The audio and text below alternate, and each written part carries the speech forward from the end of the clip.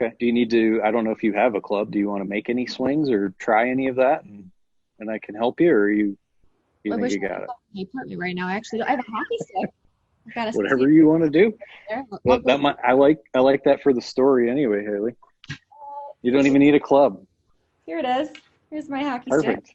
Perfect. That's right. We'll make a backswing.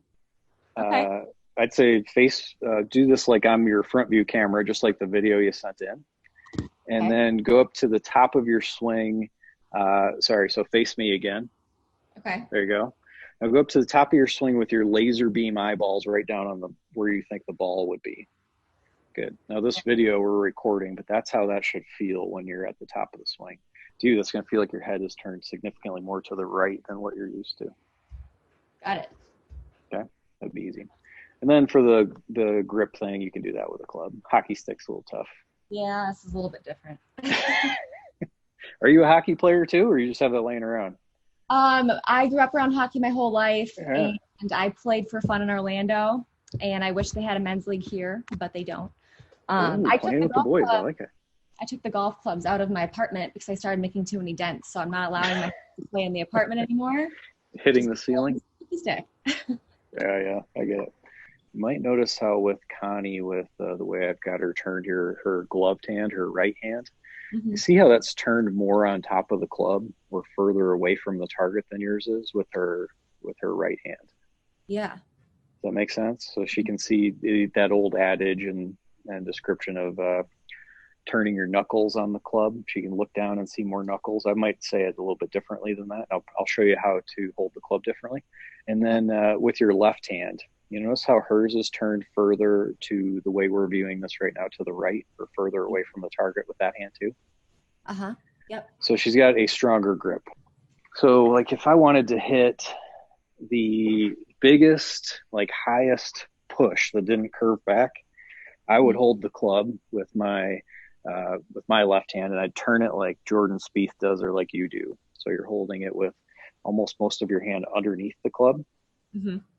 So by turning more of that on top of the shaft, that will help you be able to hit with the face angle more close to the target. So this first index finger on your trail hand, that first joint, if you push that right into the side of the shaft or even ever so slightly under it, then you've got like the beginning of always hitting with the face angle too close.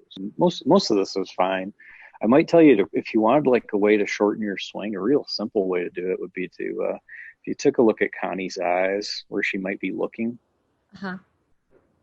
They're behind the ball, maybe some, so she's looking at it a little bit out of her peripheral vision, but she can see the golf ball fine. Yeah. I would bet with you, it's really a strain for you to see the ball with how much your head is turned. And I've that's never facilitating thought you about how it. much to turn more. Yeah, I've never thought about it, but there's no way I could see that ball probably. So Yeah, well, you're so accustomed to it and you're good at it, so you don't think twice about it.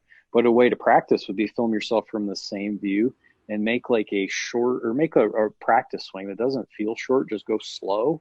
uh-huh. And your only goal on that practice swing would be to have your eyeballs looking right at the ball and then just swing down. So you don't have to hit a shot. You could do this at home and just practice that way. Stand up here, make a backswing that's slow, where you'd swear you're looking straight down at the ball, like you had laser beam vision right on it, and then just swing down, and then go check out the video and see what it looked like. It'll be Yeah. a lot shorter because as you keep turning your head away from the target like that, it's just enabling you to be more mobile. Now your downswing is pretty good. This one, it looks like you hit it off the toe. That's why I'm speculating that based on how open the club face looks at this point, Hmm. but maybe not. And let's go down to where Connie's at here at that same point in time. I mean, while there might be some differences in there, I might say that both of her arms are probably a touch straighter than yours, Yeah. but not a lot different. If you're worried about hitting this thing to the left and not curving back, I'd start just with your grip. Yeah. It's funny how we get to kind of a similar spot and I just do way more work to get there.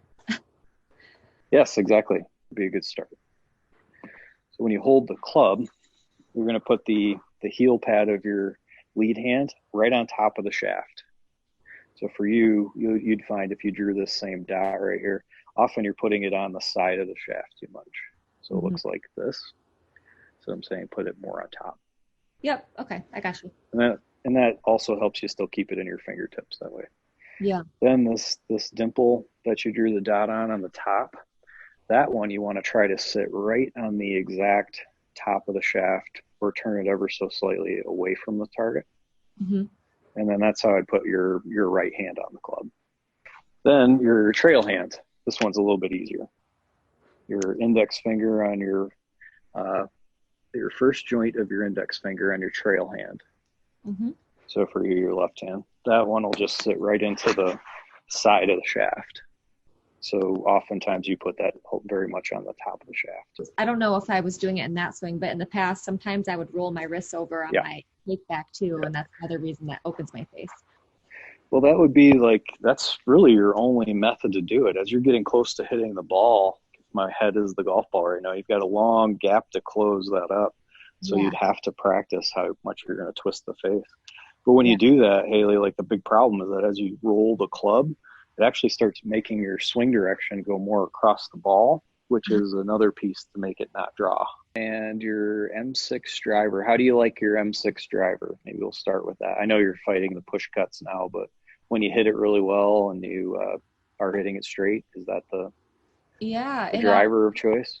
It goes really well. Yeah, I really enjoyed hitting it, and at first I was drawing it pretty well, so it's been weird to push the driver right now.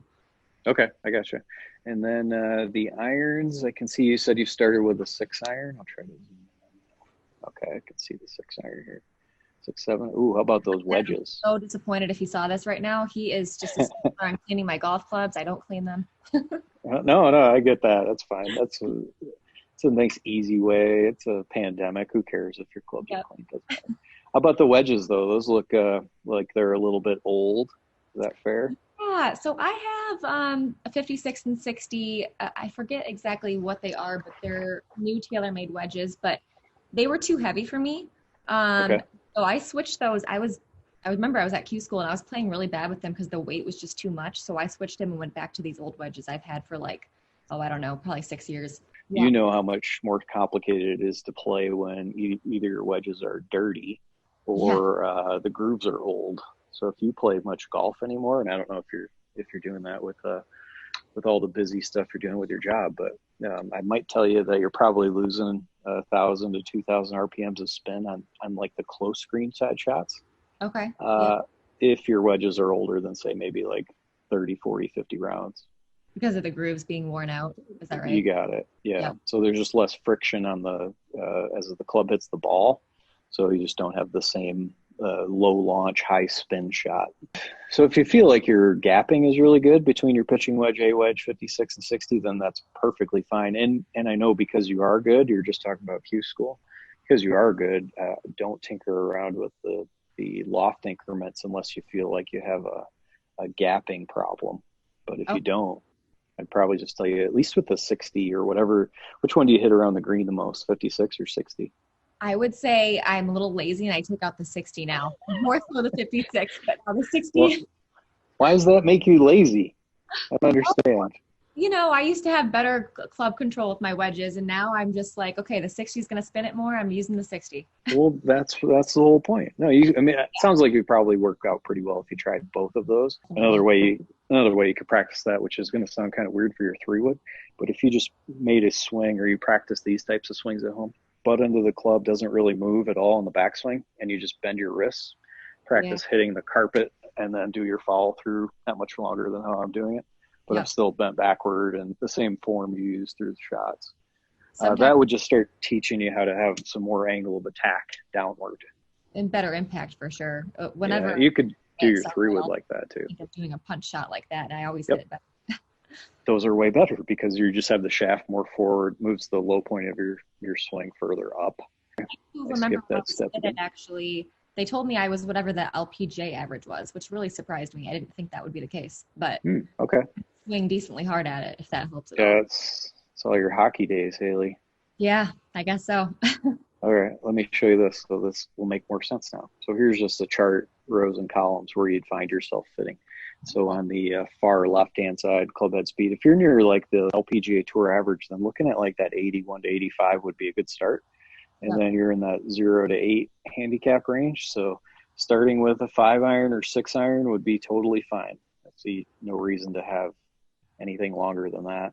And then I'm Yeah. just suggesting even like a 4 wood in that second column from the left of the 81 to 85 miles an hour. That one, just because it has a few more degrees of loft, you can feel like you hit that punch shot, de-loft the club a little bit, and still get a pretty long, useful flight out of that.